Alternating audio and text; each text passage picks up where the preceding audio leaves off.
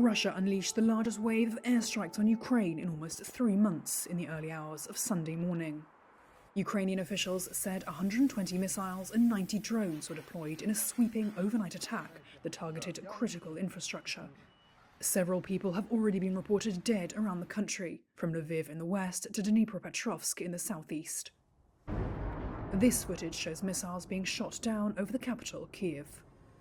Only hours later, emergency services could be seen carefully extracting the remnants of a missile that bypassed air defences from the top of a residential building. The attack has caused severe damage to Ukraine's power system, the country's largest private energy provider said, and triggered emergency power cuts in numerous regions. Ukrainians have for weeks been bracing for such an attack, expected to cause long blackouts and ramp up psychological pressure just as winter sets in. What's more is that the latest wave comes as the war approaches this week's 1,000th day since Russia's full-scale invasion. The latest onslaught piles more pressure on Ukraine as Moscow's troops notch up their fastest battlefield gains in the east since 2022. The Russian effort to seize the entire industrial Donbas region comes despite troops taking heavy losses, according to Kyiv and the West.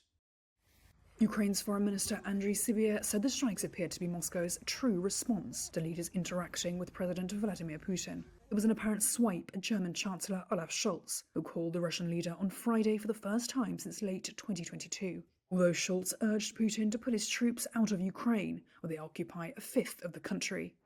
The strikes also come just 10 days after Donald Trump won the US presidential election and pledged to end the war. Although Trump has not revealed how he would end the conflict, it has raised the prospect of a looming push to hold negotiations.